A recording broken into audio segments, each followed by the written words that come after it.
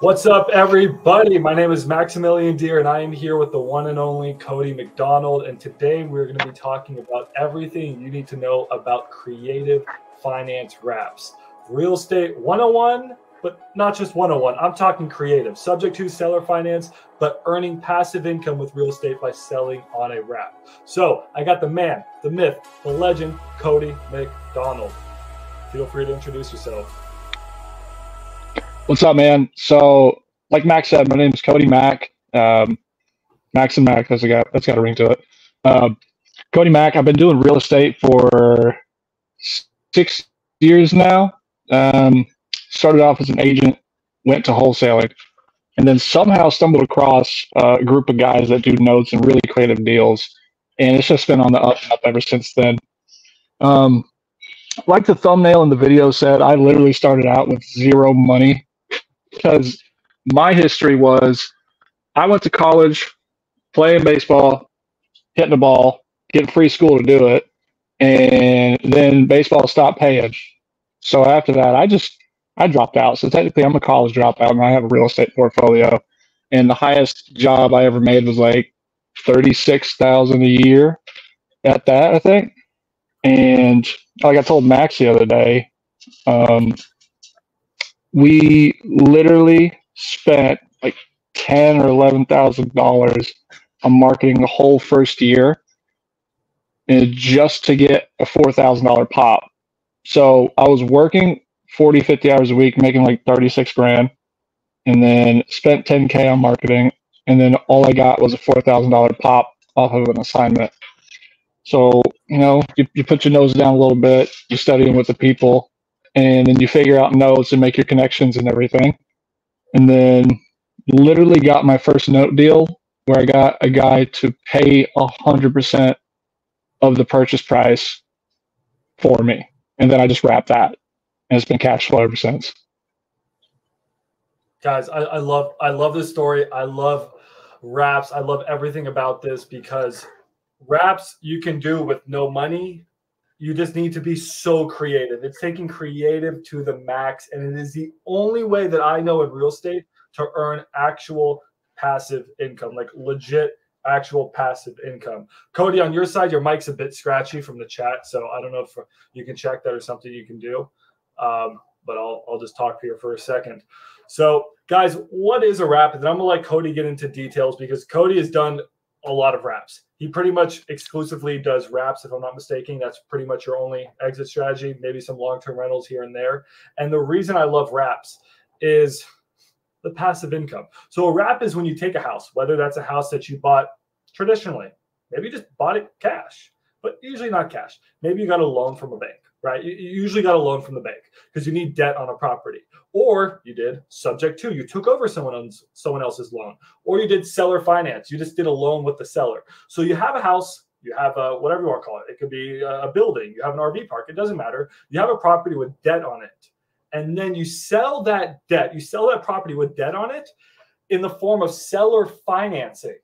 So that's what a wrap is. It's when you sell with seller financing, but it has existing debt. So you're taking an old loan and you're wrapping it with a new loan. And how you make money is called a spread. There's a few different types of spread. There's an equity spread and there's an interest rate spread. Those are your two main spreads. And you are making passive income every single month as the bank by reselling the property, usually at a higher purchase price and at a higher interest rate. So, Cody, when you sell a house on a wrap, how much work are you doing to the house after you sell it? I know during the process it's a lot of work, but once you sell it, how much work are you doing to it? Oh, so after they sign and we close and you get your down payment, put down payment in the pocket, zero. You literally just have to remind them, like after that first period, because technically they need at least a full month for the interest to build up and then make their first payment. So, for example, if you're closing on the 26th, they're not going to pay on the 1st. They're going to pay on the next 1st. And then also, if you're in that middle ground of the 15th, you just let them build up the 45 days. So then you remind them that their first payment's due, and then it's every 30 days from there on out. And, if they don't pay, you just start your foreclosure process. It's pretty simple. Exactly. Cody, on your end, if you have a like a little headset or like a mic that you can talk into, try that. If not, just jump in from your phone and it should sound a lot better. Even if you don't have your camera up, it's all good. Just jump in from your phone. So guys, when you sell on a wrap, you have to remember you're selling. You no longer own the property. So this is a disposition strategy. There's a lot of types of disposition strategies. You can do a long-term rental. You can do a mid-term rental. You can do a short-term rental. Or you can sell the property, right? And you can do a lease option. You can just sell outright. You can do a fix and flip. But one of the best disposition strategies is to sell on seller financing. And when you sell the property, you're the bank. And like Cody says, you don't need to deal with the tenants. You don't need to deal with the toilets. All you have to do is sometimes remind them, hey, make sure you pay me. But they should pay you, because if they don't pay you, you're going to foreclose on them. It's not like a tenant where you kick them out and you evict them. You're literally going to foreclose on these people because they're not paying you, the bank. So that's with the wrap. Now, Cody, how many wraps have you done? How long have you been doing this for? Oh, the wrapping portion, 4.5, 5 years. And at this point, as a combo for everything, probably between things I've got rentals going into lease options that are going to be wraps and wraps, I've got 16 properties. Jeez. Okay. And then on average, like, what's the purchase price of one of these properties? A lot of you guys are going to get mad if you want to do wraps and then not pay out of pocket. It's typically below 130 on my purchase price. So you're doing very affordable, lower end homes. Yeah. I mean, when you start mixing interest rates in, you have to look at what people can afford, because that's how people think. People are like, what payment can I make? And I know I can make it to the next month. Gotcha. Okay. So then on average, on, let's say you're buying a house for 130, maybe you're fixing it up and you're selling it ARVs, what, like 150, maybe it's a $200,000 house. Yeah, typically if it's 130, I'm selling it for a minimum of 170 or higher. Okay. And then what's your passive income on each one of these properties? Lowest ones we do at this point are 300 a month. Like, that's my cash flow. That's minus the expenditure. And then we try to average them out for at least 450 to 500. That's not bad. That's grocery, gas money on each one of your wraps. And these are low end homes. If you guys are wrapping higher end homes, you could be making $1,000 or $2,000, maybe even $3,000 per month. And that's passive. That's literally passive. Or you can do what Cody's doing. You do a lot of little homes and get into them with no money. And now Cody has a few $1,000s in just passive income coming in. That's awesome. I mean, you pretty much already replaced the 9 to 5 with wraps. Oh yeah. And just to answer Noah's question real quick in the comments, yeah, it is second and or third position. Like, I'm literally just behind the people in front. So, for example, when I use a cash lender, and I do apologize about my headphones, when I use a cash lender, he's in first. And that's how I either get 6% on a partner deal or at whatever rate he is when he's not involved. And then I just wrap that because he's cool with it. He wants to make interest money. I want to make interest money. And then everybody's just cool with cash flow. Gotcha. Cody, try to jump in with your phone and see if it sounds better. I'll take the helm here for a second. Now, Noah's saying, figuratively speaking, that you bought sub 2 with the original debt in first position. Okay, so guys, some of you are confused. You're like, what is this going on? I love this idea of making passive income, but I'm just a bit confused. So, Cody, let me know if you jump in with your phone or your tablet, if it sounds better with your headphones. But on this side, guys, so let me quickly show you. Well, we can try that. So I'm going to share my screen here, and I'm going to really draw this out for you guys real simple. So, guys, what is a wrap? So as I mentioned, it's when you buy a house that has debt and you are selling that house with seller financing. So let's walk you guys through a quick example here, just so you guys understand. We have a house, okay? And this house, let's say it is a $100,000 house. Now, again, you could have bought this house with a mortgage loan, right? Or you could have just seller financed the house, or you could have bought it sub 2. And if you're still confused about what that is, that's okay. Just know you bought a house and you used the debt to buy it. So maybe you put 10 grand down, right? And then the other 90,000.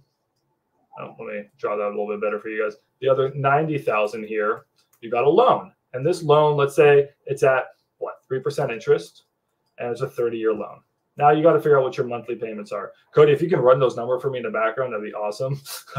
You want to use an amortization calculator, guys, to figure out what those payments are. So that's what you have now. But then you decide, hey, I want to sell my house. But if you sold your house right now, let's say that you could sell it, and you could sell it for $120,000. Oh, cool. I'm going to make a 20 grand. Are you actually going to make it to 20 grand? No, because after you pay closing costs, you pay agent commissions, buyer concessions, and all this stuff, you may actually end up breaking even. So you're like, dude, I don't want to sell my house that way. Or maybe you can sell your house for $200,000 and you can make a lot of money, but now you have to pay $100,000 or a little bit less in taxes. I don't want taxes. I just don't want taxes. Or you have a third situation. It's like, I want to sell my house, but I don't need the $100,000 in cash right now. A lot of people don't need cash right now. They'd rather have passive income. They'd rather have interest. So that's where a wrap comes in. Instead of selling your house for, let's say, 120, you can sell it at a premium when you sell at a wrap. So we'll say we'll sell it for 150,000. Sellers can sell at a premium. Buyers will pay a premium. And when you sell the property for, let's say, 150,000 for 10% down. So the seller is going to come in, or the buyer is going to come in and give you $15,000. Let me try this out for you guys. He's going to give you $15,000, and then they're going to have a loan for $135,000, and they're not going to do it at 3% interest. You're going to do it at 10% interest. Now we can also calculate what that number is for 30 years. Now what happened here? We have an equity spread. We sold our house for $50,000 more. That's called an equity spread, right? On that $50,000, we're making 10% interest because that's just pure profit. And then we also, actually, it's actually 60,000 because we're going off of 90. And then on the other 90,000, we have a 7% interest rate spread. So we can calculate the final numbers, but pretty much you're making money off of the bank's original money. Now, I know this is all a little bit confusing, but the end result is cash flow. So let me flip back to Cody here. So, Cody, I'm going to calculate those numbers in the background, but when you're doing a wrap, I just want to sum this up. What are you looking for to say, hey, this is a good potential wrap deal? As is value. Because I know when a lot of people get in these wholesale deals, the sellers are always like, well, I want this for my house. And then you're running your repairs and what the ARV is. But when I approach a wrap, I don't do jack, or I do as little close to jack as possible. So like if we're getting a good deal, for example, I got a piece of crap mobile home out in Maybank. The lady had it up on Facebook for 40. We borrowed 45 just because you borrow extra money that's tax free. And then we wrapped that at 79.9. So they brought 8,000 down, 71.9 right there. We put on a note, and that cash flowed. That was one of the smaller ones. It's like $250 a month. So all we did was we put 2,000 into the contractor to go fix the porch and a couple holes in the floor, and we sold it as is. And somebody was so happy to get a home that they could make the payments on, they took it, and they've been paying ever since. They pay on time. They're like, hey, we're going to be 3 days late. I mean, when people communicate like that and they pay on time, we just waive the late fee. Like, I don't care. Gotcha. So yeah, there's a few things you can look for, guys. The other thing is when you're wrapping, you want to make sure that your underlying note is a low rate note, and then you can sell it at a higher rate note. Usually you're wrapping properties that are more on the affordable side. You're selling it to buyers who don't have good credit, that don't have good credentials. Maybe they went through a divorce. Maybe they're just in a cash business and they don't have, it's usually the lower end or middle class clients. You do have the higher end class client occasionally. So that's usually your end buyer. So you usually want affordable properties. You usually want to find your underlying note to be like a low interest, maybe 3-4%. So then you can sell it at like a 9, 10, 11% interest rate. I know a guy who's wrapping it at 14%. So Cody, when you're selling a property, I know you were talking about as is value, but what's the usual rate that you're wrapping it at? 9 and up. 9 and up. Yeah, everything's technically. Yeah, everything's. We go for 9.99 for the most part, but then people will fight us And it's like, hey, we're still making cash flow. Oh, we'll give you 9 if you bring some more down, that type of thing. How much down payment do you usually ask for? At least 8. Because I know in some of the areas I work in, because they're tertiary, they're not even secondary, they're further out. People don't have 15,000 down. So I'm like, if you can bring 10,000 and then the closing costs, we're good to go. But at the end of the day, that's still $10,000, and I'm gonna make more money next month. Gotcha. Cody, we're gonna try one last thing. If you can turn off your camera, that may help your mic. I'm gonna try that one last thing. We'll see if that works. Because when we were in the studio before this, your mic sounded good. And it's just when we jumped on. All right, guys. What questions? Dodd-Frank capped at 10%. I don't see how Dodd-Frank would cap at 10%. I could be wrong there. But I mean, if interest rates right now are 7 or 8%, I can tell you for a fact. Yeah, I can tell you for a fact the cap in Texas is 12%. Is it 12%? It's 12% in the state of Texas on real property. Now, if you're strictly financing a mobile home unit out and it's not attached to land, it's like a credit card. You can do like 30%. Wow. That's absolutely usury. Yeah, no, you got to be careful when you're charging interest, guys, because you can get into the world of like, hey, that's usury, that's illegal. But I mean, when rates are 8%, you can usually wrap at a higher than a mortgage rate, right? Because hey, if I went out and got a loan from the bank, I got good credit, I got a lot of cash, down payment, I have an income, I have a job, right? So to a bank, I'm super credit worthy. But somebody who doesn't have that good credit, doesn't have the good credentials, if they tried to get a loan from a bank, they'd be rejected. So then they have to go to other solutions, and those other solutions are going to charge them a higher price. So if I have to pay 8 and I'm credit worthy and all the other stuff, then these people are going to pay 10, 11, 12. Again, I see people doing it for 14. Do I recommend going that high? No. I think you're way, way, way better off wrapping at a lower rate and getting a better buyer. What about you, Cody? What do you think? Yes and no. Just depends on the spread. Like I'm trying to think of where, because when I take my cash lender, he's giving me like 12 and 13% interest notes, but it's like I didn't have to come out of pocket. He lets me wrap it. He wants the money to smolder, and as long as I'm still hitting my $400 to $500 a month at 9 to 10%, I'm wrapping it. Okay. Tony, turn your camera back on. We're gonna. Doesn't matter. It doesn't I'm matter. sorry, man. I love to see your pretty face, so it's okay. It's all I live like a caveman. And this is what I love, guys. Cody's just a regular dude. I'm a regular dude. I got a fancy camera and a fancy mic, but I'm a regular dude. We're all regular guys. All of you can do this. It just takes a lot of studying. How long have you been studying raps? How long did you study before you committed? And how did you get into rapping?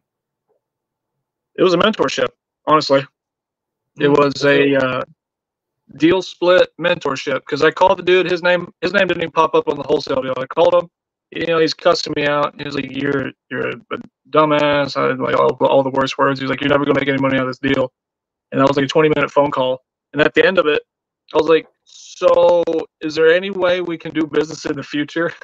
Because he was just ragging me. And then he said, "You know what? Meet me for lunch tomorrow." And we sat down for 3 hours, and it's been the education and grind ever since.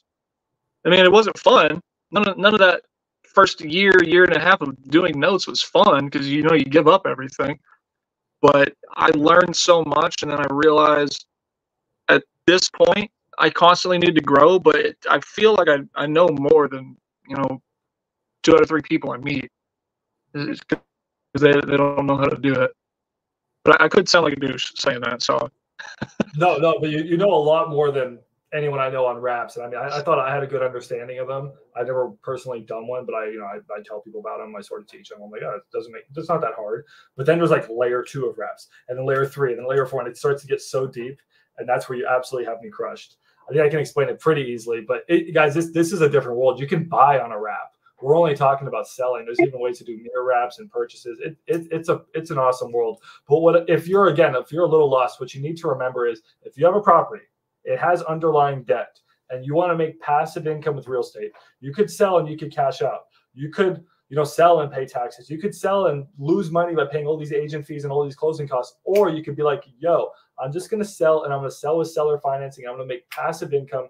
I'm going to earn interest. We haven't talked about the compound interest effect. There are so many benefits, but the one thing I'll say is, guys, don't buy on a wrap.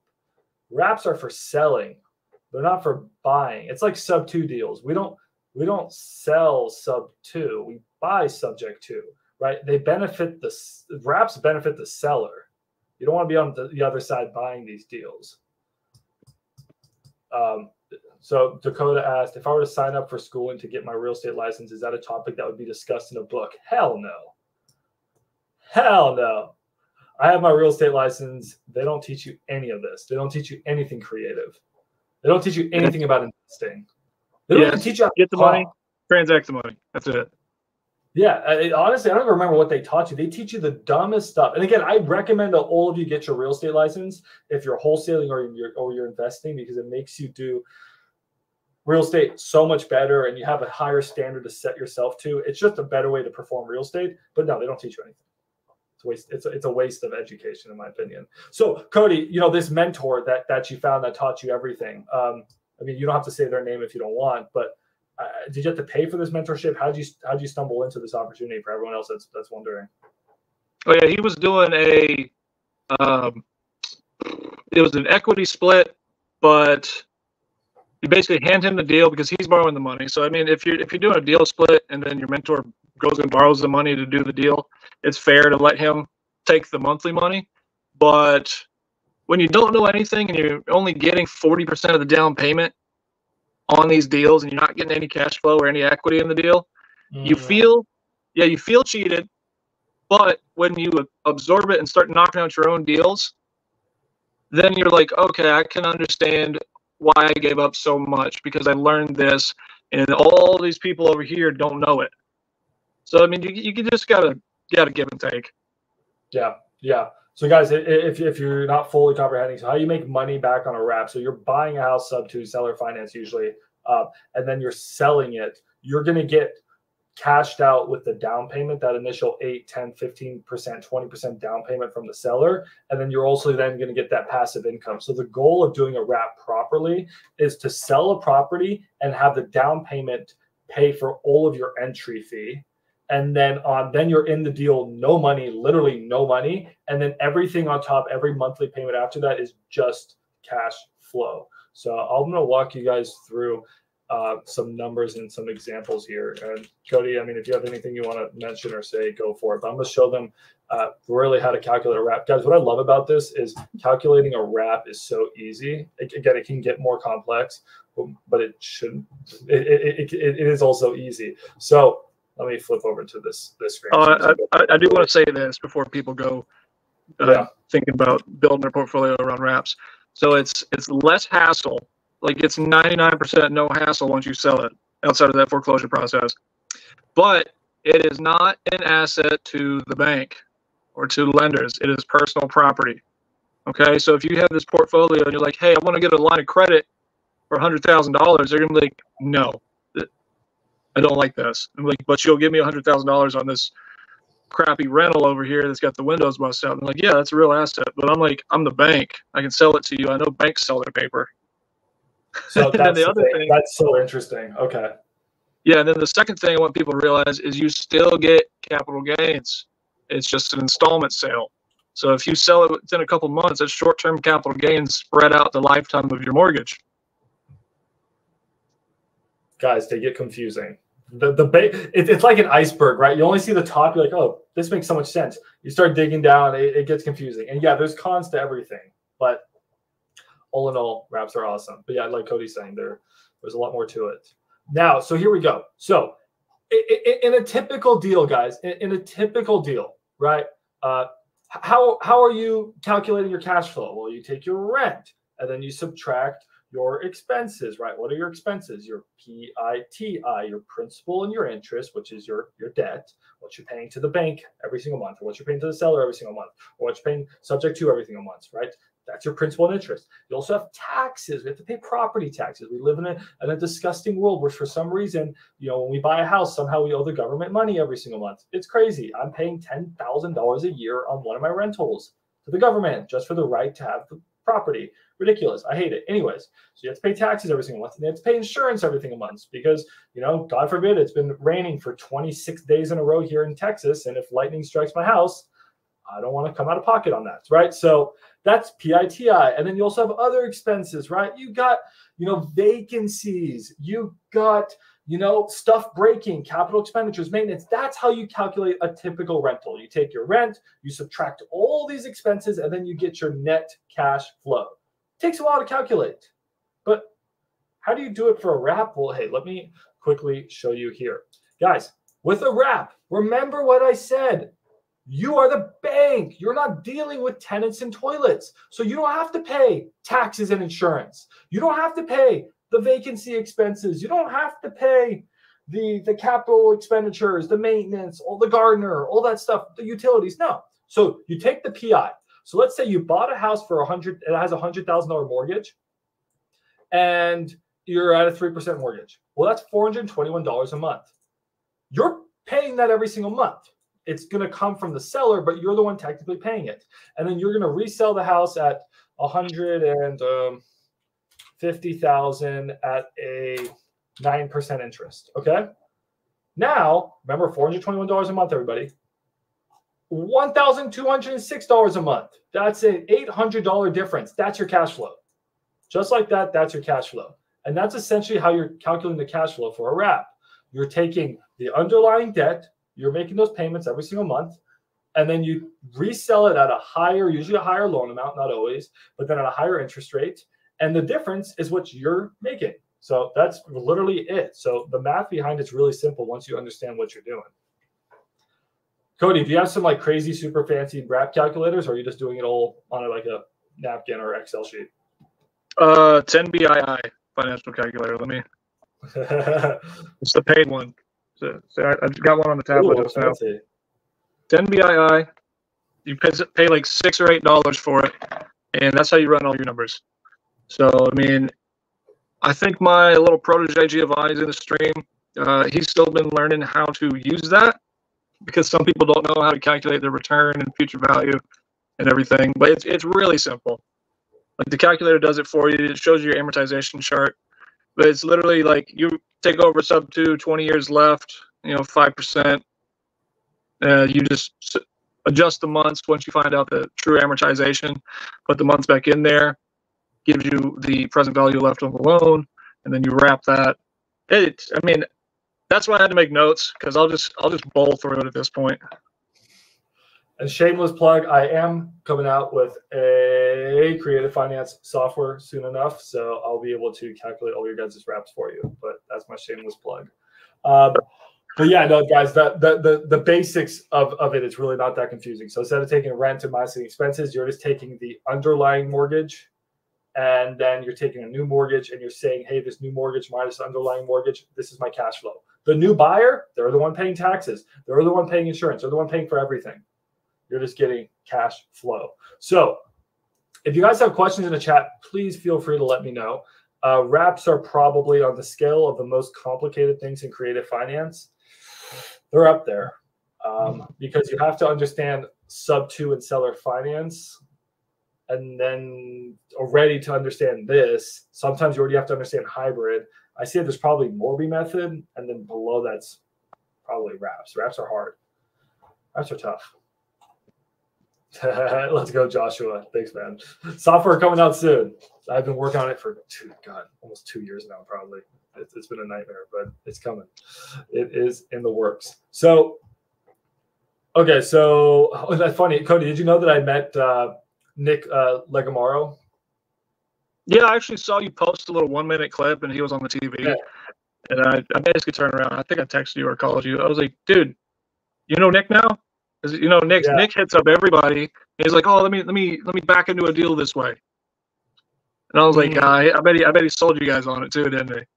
No, we were trying to work out a different deal. But if for those of you that don't know, Nick is known in this space. He's the rap guy, so he's on a lot of raps.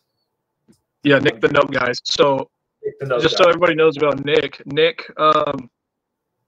from what I know, Nick built up an entire portfolio of notes, made it bank paper. Bank paper. That's the same grade that banks will buy because banks sell paper. You know, it's a whole different conversation. And then Nick sold it to him, like Bank of America or something like that. And now he's a millionaire and just does deals. So, I mean, yeah. So, guys, just so you know, so if you guys find a property and let's say, so Max, okay, I want to invest in notes. I want to wrap. I want to do this. I'm sold. How do I get started? Right. So you're not usually going to wholesale a wrap deal. I mean, you can. You're just going to usually wholesale a deal, and then the end buyer is going to decide if they want to wrap it or not. You can say it's a possible wrap. I've wholesaled a seller finance deal where the end buyer wrapped it. So I guess you could say I wholesale a wrap deal. But at the end of the day, if you really want to get involved with wraps, you got to do one. And what should you look for? You should look for a property. You don't want to do low equity deals. Cody, is that right? I mean, they can be low equity, but you don't want them to be too low equity. Or what I should say is, I mean, what do you think? Because, guys, you have to imagine you're reselling the property, and if you're not able to resell it for enough and the buyer refinances or pays off the note, you could actually lose money wrapping. Has that ever been a concern to you, Cody, or you just say, F it? No, I mean, it starts off as F it when you're like, hey, I can do this. I can make money on it. Yeah. But the smart thing to do is take their down payment and apply it to principal, apply it to the underlying principal. Oh, Okay, so you do that.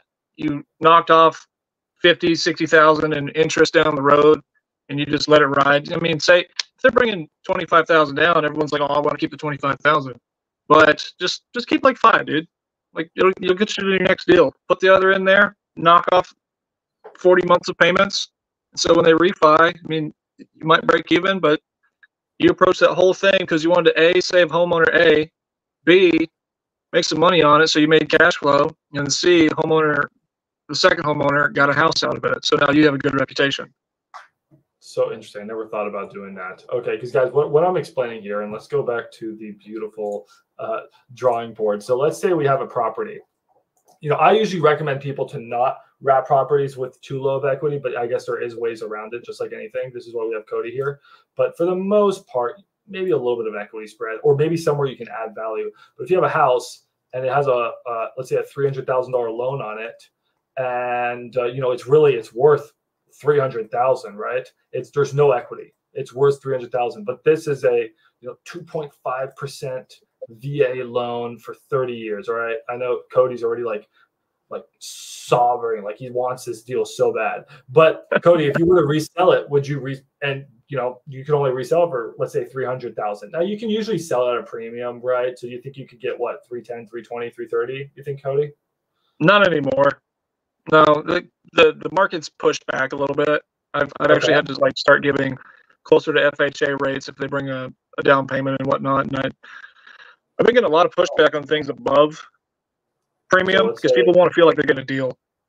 Wow. Okay. Really? Even dueño, you're not having luck that way. Okay. So let's just say, but the guys, if you buy a house for $300,000, you sell it for $300,000, you're actually losing money. Let me explain. Oftentimes you have realtor costs. You may not use a realtor, but oftentimes you have realtor costs. You have closing costs. You have all those things I talked about earlier. So you're actually going to be in the negative. So there is a chance that you can be in the negative in paper on your deals here. But luckily for you, you do get a down payment. So on this deal, Cody, let's say, what are you going to ask for? A 10% down payment? Yeah.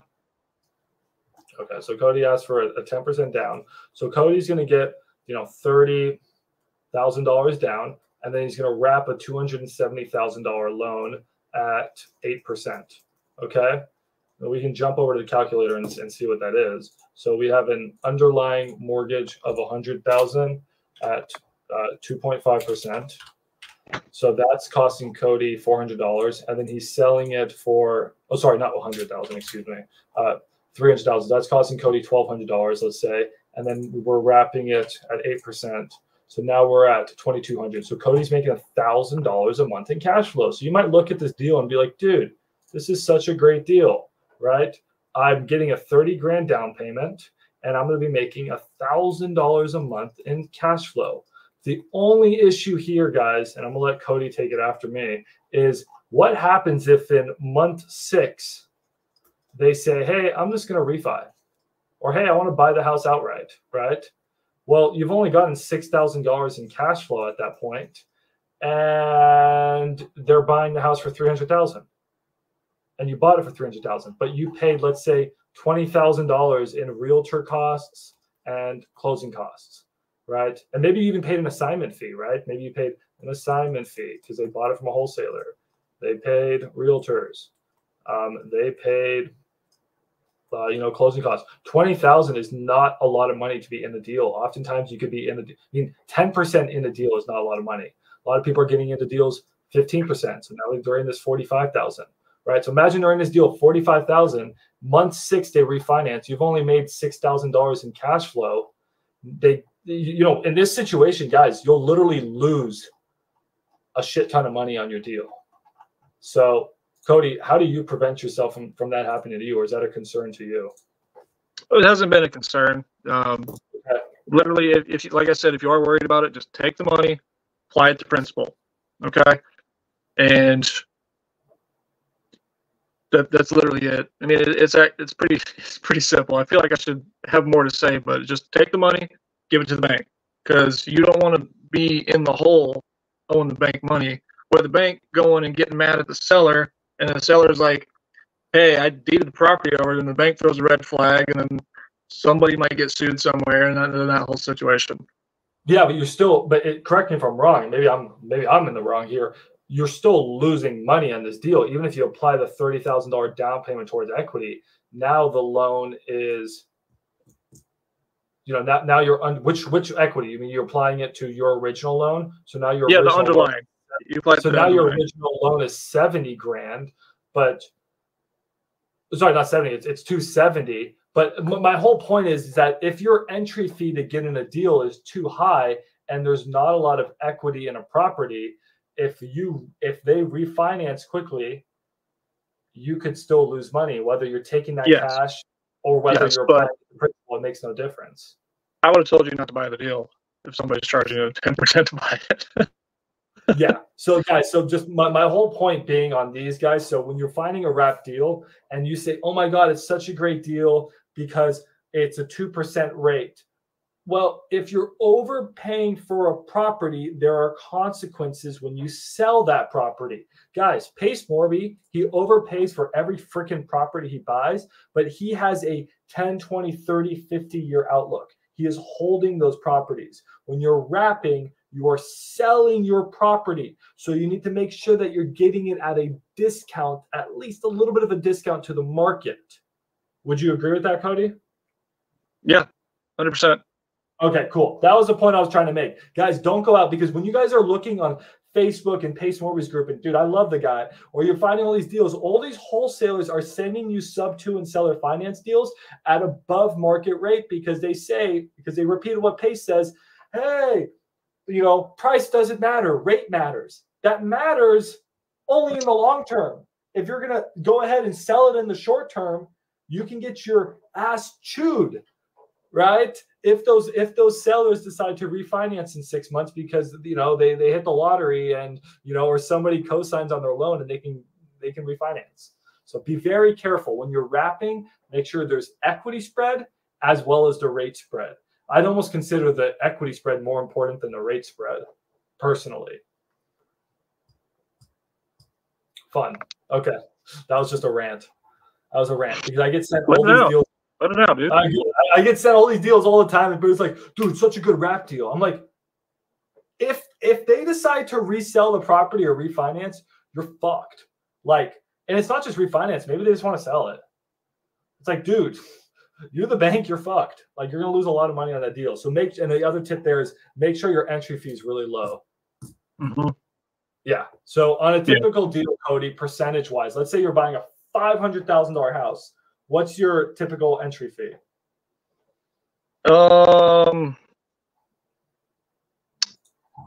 costs. Literally just closing costs. What $2,500 for me. Yeah, that's good. And if I'm taking a $500,000 house, I'm taking it sub 2. Okay, I'm not gonna go borrow money to go get that thing. The only money that's gonna be coming out of my pocket are the arrears. Okay, so I mean, like if you shrunk it down and did a $100,000 house, three grand, and then usually about 2 grand in expenses, so $5,000 all in the deal, and maybe 1 month's payment. I get them sold within 30, 45 days. But your typical deal, I mean, so guys, just on average, if you can get in a sub 2 or seller finance deal less than 10% entry fee, that's usually good. But Cody, you're saying that on your deals, you're really trying to get in for way less than 10%, right? Oh, dude, if I'm touching 4% on a deal, that's pretty high for me.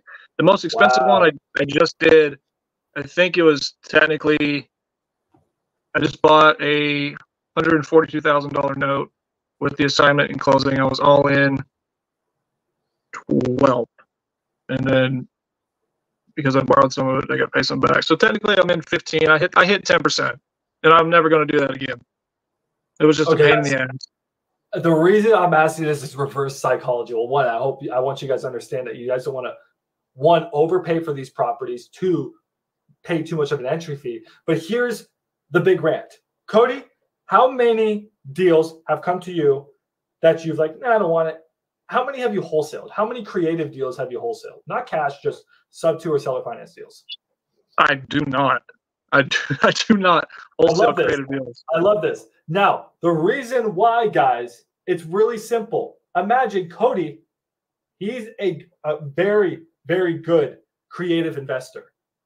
He is telling you guys, he's saying right now, he does not want to be paying high assignment fees because it doesn't pencil on his deals. Cody, how much do you want to pay on an assignment fee? An assignment fee in general, at most 10. Yeah. Like if you're selling me a creative deal, I'm not going to touch it. At most 10. So guys, this is my big rant. You wholesale cash and you take that cash to invest creative. If you find the world's best wrap deal that's going to make an investor like Cody hundreds of thousands of dollars, maybe millions of dollars, the most they're going to pay is $10,000 because it doesn't work in the grand scheme of things in creative finance to pay too much for an assignment fee because you can't be in these deals with a high entry fee. It's extremely risky, especially on wraps. Sub 2, a little bit different. So that's why, guys, focus on the cash deals for wholesaling. The same amount of work that Cody's buying on a wrap deal, you could have wholesaled and probably made 30, 40 grand on a cash deal. Honestly, yeah. Yeah, just take your money. Yeah, and then take that money and then do what Cody's doing and go buy 2 or 3 wraps. So now you've wholesaled one deal and now you own 3 properties. It's a no-brainer. So anyways, that's a huge rant. Guys, if you have questions on wraps, just feel free to whip them out in the comments. I'm loving this. So Cody, let's get into a little bit more technical. Hopefully people are 30% understanding a wrap. Because guys, if you at least understand a fraction of what's worth saying, you're off to the races. I think that's the most important thing. Just understand a little bit. Cody, so when you sell a wrap, are you just taking one loan and selling it in one loan, or are you doing the Nick Legamaro and doing 2 different loans when you sell? All my standard wraps, I just first position, second position. I do not structure my notes to sell them off. I've sold 1 note so far, and that was I sold it to my partner too. So it wasn't even a 1, 2, and a 3 note like how Nick's doing, where he's doing. I think his example is 100,000 here, 30,000 here. You keep the 30,000, sold the 100,000 for the third position of like 150,000, all that stuff. But I don't do that. And typically, most of the note buyers now they're treating the market the same. I'm gonna venture off into something further off than just wraps. The note buyers, private parties that buy bank paper. Okay, this is a secondary market for mortgages.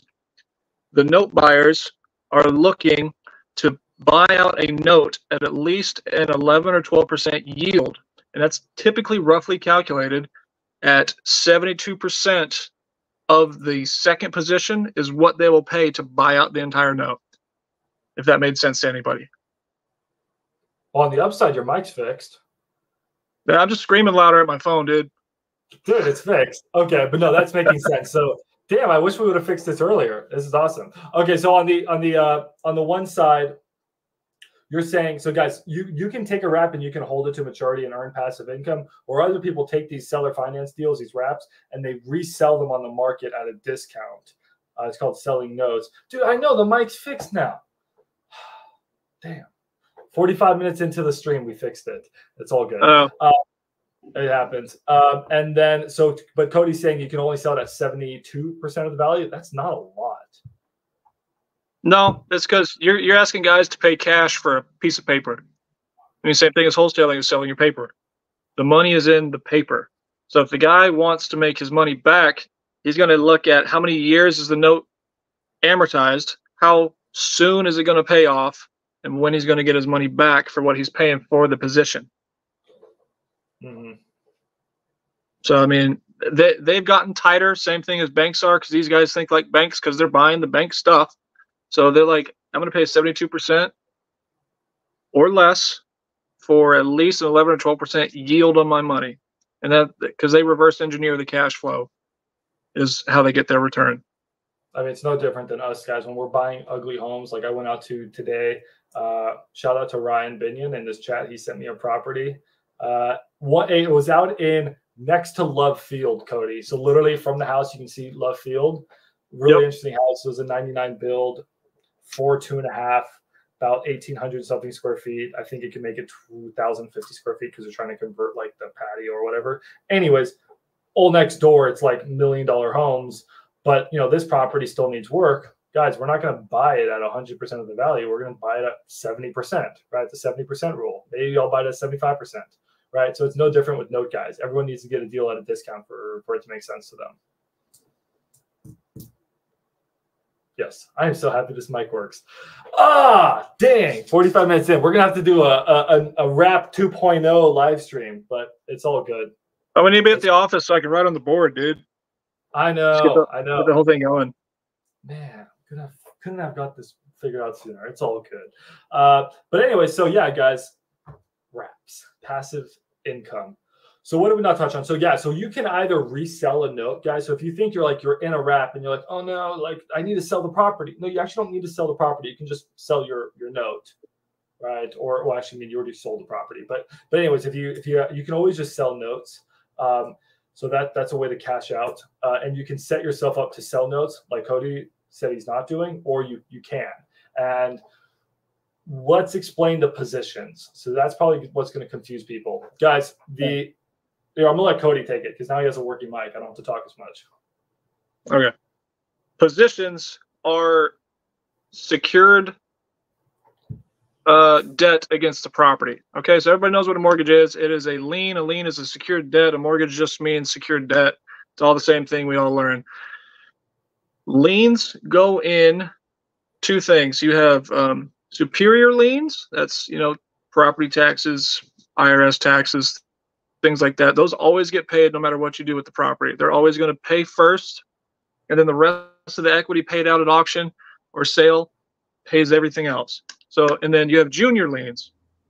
Junior liens are bank liens, and not even, they're just typically bank liens. We'll just, for an easier example, because I haven't looked at the book in a year, and that's where your mortgage comes in. So the reason you use title is Bank of America and Wells Fargo want to come in, want to pay the entire property for what you borrowed because they had big money. They want the government back, FHA and everything. So they are first position. So that's because title goes in, pays all the other debts off, make sure the title is clear. So Bank of America can come in and claim first position. Okay. And then whenever, say you pull out a HELOC or whatever, that'll be second position because it gets paid second compared to Bank of America. So Bank of America has $100,000 debt. The HELOC is $50,000. The house is $160,000. The homeowner's only going to get $10,000 when they sell it, just for example's sake. So what you do on a wrap is me on a sub 2, Bank of America, and the underlying seller's debt. I come in, I move it over to me or my trust, and then I sell it to the secondary buyer on a wrap. And a wrap is literally, Bank of America's money is $100,000 a month, and I come in, I create $150,000, $1,500 a month. And since I don't have a screen, I can't draw it. And then that's my difference. So I'm now in a second position. So when they go to refi down the road and the title company, I'm just going to plug Tiago, Terry Elizabeth, Tiago Title and Plato. They're the best. They will come in, get all the payoffs for us, and then Sean, the attorney, will sign off on it, pay Bank of America their $100,000. Then I'm going to get paid my $50,000. And because I was a bank, I get the entire 50, no fees. Okay, so that's where the spread stands out. Because if you sell it for cash at 150, you're going to lose listing fees, payoffs, all that stuff. I get my 50,000 in a check to me. Now the house is gone, and I still have to go find another one. And that's literally how that works. Love it, guys. Does that make sense? I'm just letting Cody do the talking now. Now that he has the mic sounds beautiful, he can talk away. He can just talk away. So yeah, I'll talk your damn ear off. No, a tax lien is not a junior lien. A tax lien is a superior lien. I was just reading that. Okay, because it's out of the county. Yeah, for some reason, counties take priority and they can just take your property, even though they don't do anything for you. But that's a whole different conversation. So what other topic is there? Because let's see. Max has given us an example of a wrap. Wraps are collateralized. The seller finance process. I don't think we've covered that. You want me to go into that? The seller yeah. Whip it out. I just got his deal sent to me from a wholesaler. It's so funny. So when you wholesale enough, guys, you get the same deals that circle around back to you like multiple times. So for example, we were wholesaling this triplex, and we got it under contract at such a good deal. Shout out to Jeremy AI Buck in the chat. We got it under contract at 270, and I think we were trying to sell it at like 310. We were going to make a freaking fortune on it. Couldn't move it. Triplexes are tough sometimes, and that property had fleas. So poor Nick. I was supposed to go to the showing, but Nick showed it for me, and he came back with fleas everywhere on him. Nasty. But anyways, we just got it back. I think we're going to get back under contract for like 240 something. So deals circle back around. So I just got one that was sent to me. Anyways, I was working on the other day. So I love wholesaling. I love choosing one market, and that's why I recommend so much. If you are wholesaling, choose one market. You will not regret it. And Cody, when you're investing, do you recommend to people to choose one market? Yes, 100%. Like, start where you know. It's like what you said on another stream. You can go up or you can go out. And typically when you go out, you get spread way too thin. I don't think I said that because that's deep. I don't say anything deep, but that's awesome. I like that. So before you jump into explaining seller finance to people, where do you own most of your properties or most of your wraps? Not in DFW. Okay. Really? Because DFW is typically 330 and higher. Yeah. And if you're buying 330, you can probably get a bank loan at a cheaper rate. So fascinating. Okay, so you're really doing wraps on property. Are you doing a lot of like mobile home wraps? Oh, I will knock a mobile home out. Like, I love mobile homes. Okay. I said that in another stream. Mobile homes are cash cows, dude. Yeah, and guys, it's really tough to get a loan from a bank for a mobile home. So that's where people like Cody come in, and they're your lender, right? They're selling you the house. Before you jump into seller financing, we got a question here. Cody, how are you finding your buyers? That's such a good question. How are you finding your buyers after you fix up, you buy a house, you fix it up, and you want to sell it on the wrap? How do you find your buyers? Yeah, I was going to go into that on the seller finance portion, but this is part of my work for what I do. It's not pretty. It's literally, I order bandit signs and I go spread them throughout the county. It works. Hopefully, what somebody doesn't come back and say? try to slap me with a ticket. What do they say? Because City of Cleburne sent me $2,000 ticket in the mail one day. I will say that. The signs say owner finance, no banks, must sell. I give bed, bath, sometimes square footage, and the good thing about the house. So like if it's a massive house, I'll put the square footage on there. If it's a fixer upper, I'll put needs work, you know, things like that. Just the detail. And then when they call, goes to a message, tells them about the house and where to go see the house. And then like you just filter buyers through, and then when they get to the front of the house, that rings to me. And I'm like, hey, we go through a series of questions. We call them triage questions, and it just filters people through. Because, you know, you'll get the Social Security people. It's like, can I put $500 down, get in this house? I'm like, no, it's not a HUD house. You can't get in here. And then it's been really helpful with my boy Gio. He's in the chat. They're like, ¿yo habla español? I'm like, un momento, por favor, mi amigo Giovanni habla español. And I just get him on the line. He knocks it out because he's bilingual. But I will say, pay attention to your demographics, okay? Because Hispanics tend to have the most cash. Yeah. All right. So you just have to. I don't care what the PC culture says. You have to acknowledge who your buyers are going to be. This is data. All right. Guys, it's not sexy like Cody was saying. You go out with your bandit signs. I mean, I'm not going to advise to do that because I don't want to get legally. But guys, your buyers. So here, I'm going to tell you guys a quick story. You're going to love this. So Captain Vacation, my partner Tony, your friend Tony. We love and hate Tony. we all love Tony. He has a ton of properties, a ton of sub-2 properties. He was talking to me at Starbucks one day. He's like, I'm going to sell this property on a wrap. We meet up at Starbucks again. I can't find a buyer for my wrap. I don't get it. It's perfectly located. It's perfectly priced. I can't find a buyer. I was like, it should be easy. Dueño, bro. He's like, Dueño? He said, I was like, Dueño, bro.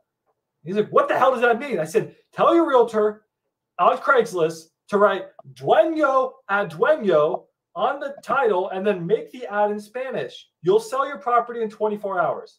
Well, he didn't actually sell his property in 24 hours. In 48 hours, he sold his property for list price. He couldn't sell it. It was on the market for weeks or over a month. He literally put Dueño in the title and he had a buyer. Guys, that's literally how you sell wraps and that's how you find your buyers. Your clientele is usually Hispanic. Culturally, they don't like using banks, right? Culturally, they're in cash businesses and they have a lot of cash. They want to do down payments. They want to work directly with sellers. They don't want a third party. And that's where you find your buyers. You're either putting out bandit signs or you're putting advertisements, and you need to know your end buyers. You got to know your clientele. So finding a buyer for a wrap deal should not be hard. Have you had any problems, Cody? Oh, man. So we have one way out almost in Nacogdoches in Cushing, Texas. Okay. I don't even think there's 600 people there. I don't know why I bought it. I thought it was cheap. I got 2 houses out of it. We got it back 4 times before we found a good buyer.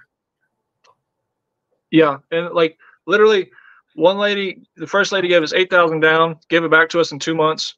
The second dude gave us like $5,000 down. I mean, we were selling the house for like $40,000. Gave us like $5,000 down, paid 3 months. And then he was like, hey, I'm done paying the rent. My daughter moved out. I'm going to leave the keys on the porch. I was like, dude, it's not rent. It's a mortgage. The house, bro. And then he ghosted me ever since then. So I sure as shit hope his credit is destroyed. I hope his credit is destroyed for the amount of headache that we had to go in there. And okay, 3 sales. I'm sorry, it was 3 sales. It's not as bad as I was thinking. This third guy, he's been amazing. He communicates. He's like, hey, I'm going to be a couple of days late. Sends his money through Cash App. I just put it right in the LLC account. I'm just like, dude, you're good. Don't care. You pay. You took the house the way it was. Just keep making that payment, man. But other than that, the only other one I've had real issues with recently was one down in Italy. Still to this moment, I cannot understand me as the investor, and then my investment partners were all like, we don't know why people hate this house. But then everybody that went through the house was like, I hate this house. Huh. It had all the appliances. That's not Italy, Europe. We have a little city in Texas called Italy. Yeah, it's south of Waxahachie. I live in Waxahachie. Yeah, it was. We bought it off the market. They dropped the price like $20K one day, so I shot them a cash offer, picked it up, and then financed it, and ended up having to finance it for tax value, county appraised tax value instead of true market value. And then the people were happy, and they've started paying ever since. But that took me like 2.5 months to sell. Okay, so usually wraps should be pretty easy to sell, but you're gonna hit your hiccup properties. So always budget accordingly. I would keep some money, make sure there's a lot of room on your guys' deal so that if it takes you 1, 2 months, 3 months to sell, you can cover those holding costs. Because Cody, you buy a property to sell it on a wrap, and it takes an extra 1, 2, 3 months to sell. You still have to pay the utilities. You still have to pay the taxes. You still have to pay the insurance. You still have to. Oh, you pay the utilities? You pay your utilities? When? You said I still have to pay utilities. I don't turn them on, dude. Oh, I do not turn my utilities on. But you still have like those base costs that never go away. Oh yeah, yeah, yeah. When you turn your utilities off, guys, it does not make sense. Your utility bill is still super high. Mm-hmm. Just the right to have utilities is expensive. But anyways, and then so guys, make sure you budget. So when you buy a property on a wrap, just budget for it taking a little bit longer to sell. And guys, if you're scared to get involved in your first wrap deal, do exactly what Cody did. Find a JV partner. There's a lot of us out here. There's me, there's Cody, there's hundreds of people in my Discord, there's thousands of people in Pace's group. Find a JV partner. Maybe that person has the contracts. Maybe that person has the end buyer. Maybe that person has the rehab knowledge. They have something that you don't have. Just partner. Would you recommend partnering on your first deal, Cody, on a wrap? Yeah. I mean, shameless plug. I'm literally mentoring Giovanni right now. Oh, cool. And yeah, so Giovanni's about to lock up his first wholesale deal, and he's still working on getting a note, but he's been trucking along. Love it. So if anybody else is in this chat and watches this video, now that we have beautiful, perfect audio, still so mad about that. Can they work with you, Cody? Oh yeah. I mean, I'm doing mentorships, but it depends. Like I'll do the hands-on mentor, like I'm doing with Gio, where I'm training him, raising him up, but I take equity in the deal. And then I'm offering like a monthly thing, and I'll just walk you through deals as long as you pay the monthly fee. And it's just Cool. Just how the name of the game goes. Nice, guys. Hey, well, reach out to Cody if you're interested in just learning about wraps and everything. I mean, he's the guy. So, either if you have money, you can pay him monthly, or I love that you offer an equity type system so people, can work with you and bring you value, and you can bring them value. That's beautiful. We love it. Okay. Hey, Alicia here says she already has a property to partner with one of us on. So, hey, send it over. On my side, I'm pretty much, I'll invest in some good creative deals. I mostly do student housing, or my company will dispo cash properties in DFW. So if you have a ugly home here in DFW, we'll sell it. But on Cody's side, only wraps? Are you trying to do some long-term rentals too, Cody? Or I've switched my model. So with that house, I told you we were going to sue the solar panel company. Yes. That was the most recent sub 2, and also the most recent one I've started switching the model on. We are doing everything in a 1 to 2 year lease option, lease to own.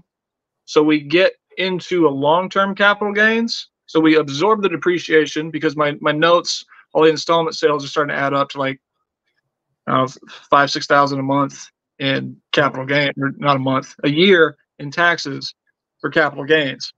So now we're going to absorb the rental depreciation. It's on that 27.5 year schedule. And then once it hits the long-term capital gain, so therefore I'm in the 20% until, big bad political people change the tax code again. And then we do another 30-year installment. But on this first one, due to the house needing some work and me having the technical issues of the panels, I offered a $400 a month credit towards the agreed upon purchase price when they get ready to finance it from me. And they cannot finance it from me until the end of the first year. So I structure it the same as a lease to own system, but I think I'm being more fair because I'm giving them the credit, and we just roll right into the seller finance so long as they bring the rest of that down payment. So that I'm not requiring them to go get a bank loan and pay the entire thing up front. I'll just keep financing it. Okay. So, okay, we're going to have to make a second live stream on that. So, all right. But what if I told you that lease options are illegal in Texas? 99% yes. I had an attorney draw it up specifically for these terms. Yeah. And he sent them the paperwork and they signed it. So I didn't do that one. So lease options is another phenomenal exit strategy. Similar to wraps, it can be a little bit confusing what a lease option is, and then you can turn a lease option and shift that into a different model. It's so crazy. But like, so just so you guys know, a lease option is when you say, hey bro, you know what, guys, let me. And yes, no, lease options are not illegal in Texas. They just are highly frowned upon, and they have specific laws in place. So let me quickly walk you through a lease option while you guys are here. So we got a house, and you guys, we can sell this. Oh wow, this is an ugly house. I already messed this thing up. So you got an ugly house, all right? And you know, we could sell this house normally. We sell it on a wrap, but we want to sell it as a lease option. So this house would rent for, let's say, $2,000 a month, okay? Or we could sell it for $300,000. Well, what we do is we say, hey, do you rent at a premium on a lease option, Cody? Or just standard market rent? Just standard market rent based on the condition of the house. Like this one was tricky because it is a 2,800 square foot, like 1930s build, you know, big farmhouse build, got the nice wood siding, tall walkway and all that. But yeah, that was, I cheapened it. Now, do you sell, and you usually sell at a bit of a premium. So let's just say you're renting at standard market rent. So what you do is you say, hey, you, the seller, I know you want to buy my house for $300,000, but maybe you can't buy it now. Maybe you need some time to get credit worthy. Maybe, you know, whatever reason. I was actually trying to set up a lease option here in Texas. So what we're going to do is I'm going to set you up with a 3-year lease, a 36 months lease, 3-year lease at $2,000 a month, and let's say it increases 10% per year, whatever numbers you want to set up. And during that time, you have the option. This is why it's called a lease option. You have the option to buy my house at $300,000, and these things could change. You could say $300,000 plus X, you know, per year, whatever. But the whole point is that you give us a right to someone to lease your house. They have the right to lease your house for a period of time, and during that period of time, they have the right to execute the purchase, right? So I don't know if you guys know a lot about stock trading or options. This is exactly what it is. It's an options trade, okay? And these are sick. These are sick because why do we care as sellers? Why would we give the seller, or why would we give the buyer this awesome right? Because they're going to pay for that right. They're going to give us a down payment for that right. And that down payment is non-refundable, right? Non-refundable. It usually goes towards the purchase price. So Cody, what kind of option fee are you charging people? 6%. Yeah, awesome. You guys imagine that. 6 to 8. That's insane. So we have a $300,000 house, and someone's going to give us $18,000 for the right to have the option to buy our house over the next 36 months. And during that time, they're going to rent our house. That's sick. So I know some guys who only do lease options. There's some guys on Facebook, all they do is lease options. So what they do is they say, hey, you give me 18 grand, you have the right to buy my house in the next 36 months. Now they help them become credit worthy. They help them, they find them good letters. So then these guys become credit worthy, credit plus, and then they buy the house. And if they don't buy the house, well, they just made 18 grand. Now, is this usually go towards the purchase price, Cody? For me, yeah, the way I do it. Okay. Yeah, it doesn't have to, but it can or it should. Now, Texas hates that, right? So Texas, from my understanding, lease options get iffy after like 3 months. And then after like 6 months, you have to file like specific paperwork, and you have a way to extend them to like 2 years. But it gets so tricky. Seek an attorney. Every other state, I think you're fine on. Texas is a oh my god. Lease options. Oklahoma is notorious for them. Everybody asks for it. It's the craziest thing. People will call you. Yeah, people will call you. Is this rent to own? More times than they're like, are you actually selling? What is seller finance? They're like, is this rent to own? I'm like, no, it's better. It's better. I'm financing it to you. Like, you own it. And then half of them will still run off because they're afraid of ownership. Hey Cody, we got a question. How could Cody like us? How would Cody like us to reach out? Facebook, Insta. If people are interested in working with you, mentoring with you. I seen one join my Discord. So if you guys aren't in the Discord, join the Discord. Cody's in there. He's super active in there. I do apologize to the guy I got in a little discussion with earlier. But yeah, is this like being posted on YouTube after this? Yeah, this is gonna be on YouTube and Facebook. Okay. No cell phone. Just my email. I'll type it in here. I mean, my cell phone's already on the internet, so if somebody spammed me, I'd get blown up. That's all good. I get spammed all day long by my amazing community. I love it. I'm gonna get a second phone. So I'm getting my ass chewed out at work for having an Android. So many people have been making fun of me. Dude, so those guys are bougie and they don't know what they're doing. They love paying for everything. It's crazy. So yeah, use a Google Voice number and spam away. Yeah, well then you get that annoying thing where it's like when you call, you have to be like, "Hi, who is this?" And you have to be like, "Max, dear," and then they hear that. It's so awkward. I hate that on Google Voice.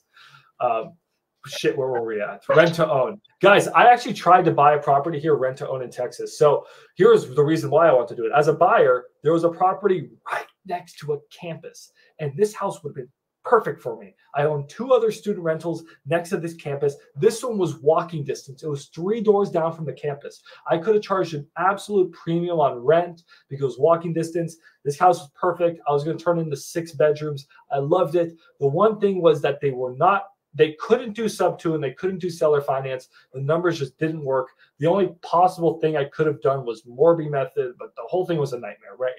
I couldn't find a creative strategy. So I was like, okay, I was going through guys, as a creative investors, we have tools, right? We got a hammer. We got, I don't know what the hell other tools. I don't do enough construction. We got a wrench, right? We got all these tools. We got a paintbrush. We got all our tools. And one by one, we keep going through our tools to figure out what's the tool that's going to work. I tried every tool. Subject to didn't work. Seller finance didn't work. Hybrid didn't work. Morby method could have worked, but it just was too much risk. I didn't want to take it. So I was like, rent to own. This is what I'm going to do. Guys, let's do like a 3-year lease option, which is crazy in Texas. I was going to try to figure something out. And I'm going to rent to you at like $4,000 a month. I could release this property for like $6,000 a month to students. And then during those 3 years, I was going to go and get a loan from the bank. I know, gross banks, but I was going to get a loan from the bank, and I was going to hope that interest rates were going to fall to like 3, 4, 5% from where they are at 8%. So that's why in my strategy, rent to own would have been perfect. Unfortunately, it didn't work out, and I'm still pissed off at them. The realtor sucked. Anyways, so there was a lot of good reasons to use or to try rent to own. So there's Cody's email for everyone that needs it. And yes, IT professionals use Android. I used to be in the tech consulting business before my creative days, and we all used Android. Android is great. So we've been going for 1 hour and 12 minutes, and I think the chat is happy. Guys, have you learned a thing or two about wraps? What did we not cover? So you had 3 deals that you wanted to quickly cover, right? Right. You had your Waxahachie property, your Italy property, and your Athens property. We talked about them all. No. So the Waxahachie was just a sub-2 wrap example. The Italy property, that was a cash example. One of the more creative ones, it was kind of routine. The more creative one was this one I have down in Athens. Hey Cody, your mic's cutting. Your mic's cutting in and out. Are we doing that again? No, before it was scratchy. Now it's just cutting in and out. It's probably my signal at this point. I'm gonna get you one of these giant dildo mics. They're amazing. You just get a little bit closer to it for us. I hate you. So the Athens one, this was I paid cash to pay off the mortgage and the guy can move out. Then I seller finance the rest. It's cutting out, Cody. Sorry, man. RIP. So I don't know why that changed. Cody's saying that he paid cash for it and he seller finance. Okay, so you did. You go through it. Yeah, you go through it. I sent it on to you on the PDF. Okay, you paid a portion in cash as well as a portion in seller financing, but you didn't do a subject to on this one? No. Okay. No, that was not a sub to. Okay, so guys, so like I said, you can buy these properties all different ways. I mean, you can even buy something cash and then is the mic fine on your guys' end? It's not cutting in and out? Bruh. Well, it's gonna be cutting out for the YouTube stream, I would think. Okay, cool. I'll keep talking then. Fuck you, Yeah, Max. let's keep talking. All right. Fuck. All right, rip it. Go for it. Explain it to the Yeah, people. so see 78, 38. This is roughly what I paid. I think I paid something around 138 for the property. It was roughly 75 or 78 in cash, which I borrowed at 6%, 25 years with a lending partner. So I mean, I split the cash flow 50-50 on the back end. So the lending partner's first position, 6%. And then I got the seller to agree, based out of all the rapport and everything, I got the seller to agree to take a second position, $500 a month, 0%. So he'll be paid off in 76 months. We then turn around and within 30 days, wrapped it or found a buyer for the wrap at a sales price of $199. Because I had to think of this deal to beat some of the iBuyers that the guy hit up when he was going through Buy My House Cash, and they all offered like $98K in cash, and my rates weren't going to beat that. So I was like, I'll pay you this much extra in these terms, because he was trying to get $1,000 a month, and you're like, look, I'll pay you whatever you need, but it's just I have to be at this much in a month to pay, because this is how we work on the wraps. So 78K first position, that's like $477 a month, I think is what I pay. I just paid it out yesterday. $477 a month there, $500 a month in second position to the seller, 0%. The wrap, $199 minus 22, we got a $177 note. Rounding up, they pay 15 something a month P&I, and then they escrow. And in that, after the split, I cash flow $300 a month starting off. And this is what I had to explain to my little dude Giovanni the other day. I was like, when you get 0% interest debt, you do not pay extra whatsoever. Okay? You let it burn and go down with the entire economy of the country. All right? The lower that number is on interest, you let it ride. Okay? So once that guy gets paid off, because then if you're running numbers, you need to look at your equity in the deal. So the deal started off with like 50,000 in spread and then 300 a month, and I got 22 grand in my pocket. So if we go down the road at the 76 months, the equity will have built up. I call it equity. The spread will have built up to like 65 or 70. I'm trying to remember because I wrote it down like last week. Yeah. 65 or 70, and you'll divide that by 2, and that's your cash out. And then if he doesn't cash out, you guys are both now getting $550 a month because that 500 is gone. So I mean, it's just a win-win, because I got a shit ton of money now. I'm gonna get money that's gonna pay the bills down the road. I'm paying 0% money as this goes, and then I'm gonna get cashed out more money down the road. And then that's the shorthand version of that deal. And I paid $700 to have it junked out. My wife and I wiped down every property, and it cost me $700 for a dump trailer to get all the stuff that guy left behind, and that was it. Love it. On my side, it was my headphones. Historically, my headphones are garbage. I'm going to order a new pair right after this, so that's my bad. But good. I'm happy you were able to explain the wraps. And guys, if you ever have debt at 0, 1, 2, 3% interest and you guys are paying it off, I am internally bleeding every time you do that. Yeah, you're dumb. You're dumb. Like, literally, let me add this. When we were at the closing table to buy this, and the seller is sitting across from us, and I'm looking at the camera, the seller is sitting across from us, the escrow officer, whatever they call them, the lady that makes everybody sign the documents, literally stopped us, read it out to them, and she was like, "Are you sure you want to sign this?" And I'm just sitting there like, "Bitch, quit. He's going to sign the paper. Come on." She's not on your side. No, dude. But he signed it. He's like, "Yeah, I'm cool with it. Let's do it." I was like, I was going to throw a fit if she like blew the deal right there at the table for me. I am trying to lock up a deal right now in Richardson. Let's hope. That one deal I said that's been circled around. I told this guy said I can get it for 300. I said, no, I need it at 275. Just counted at 260. Let's fucking go. Let's see if we get it. Sorry. What's up? What's up, guys? Ryan Smith, what's up? All right, cool. So, is there anything else that we needed to cover on wraps, guys? I think it was a pretty good tutorial. Have you ever bought a deal on a wrap? I know you said that we shouldn't, but there's something called a mirror wrap. Are you familiar with what that is, Cody? Not like a wrap where there's two mortgages, but there's a technical term called a mirror wrap. Have you ever done that? I'm still picking up on internet terms because I don't listen to Pace and his Facebook group and everything. So can you explain to me what this mirror wrap is?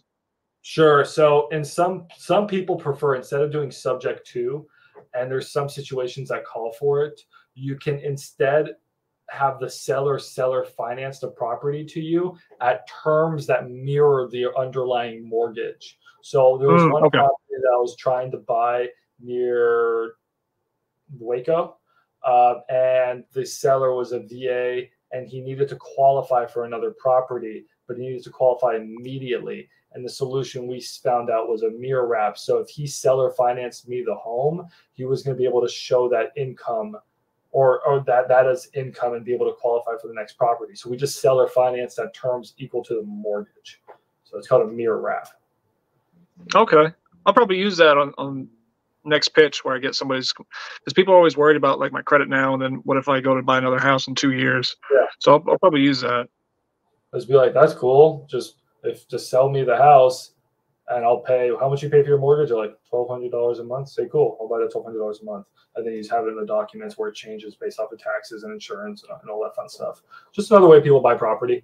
Guys, that's the thing. I was listening to Pace on Wholesale Hotline the other day, and he was like, dude, there's no way to trademark sub to and the process of subject to, because everybody has their own way of doing it. And that's the thing. You know, there's not one right way to buy a house subject to or this or that. Everyone has their own little strategy here and there. And it's depending on your state, depending on your attorney, depending on just your end goals, everyone has a different strategy. So that's the fun thing. Anyone in the chat here on any properties creative yet or looking to get in? Out of all these strategies, guys, my favorite exit strategies are long-term rental and student housing if I want to keep the property. And if I want to sell the property, wrap. Now, something you may not know is, I'm the seller finance guy. When I got an agent commission or I got an assignment commission, guys, instead of getting an assignment fee, Cody, so you know that one house that I said I sold to the guy in West Texas and he ended up wrapping it? I think so. Yeah, I mentioned it earlier in the stream. Shout out to Dancito Gancito on Facebook. But there was this house. It was like 150 grand. I ended up negotiating down to like 120. And I was like, hey, $0 down, 2% interest for 20 years. Probably should have kept the property, but I wholesaled it. They had a ton of foundation issues. I didn't want to deal with the foundation problems.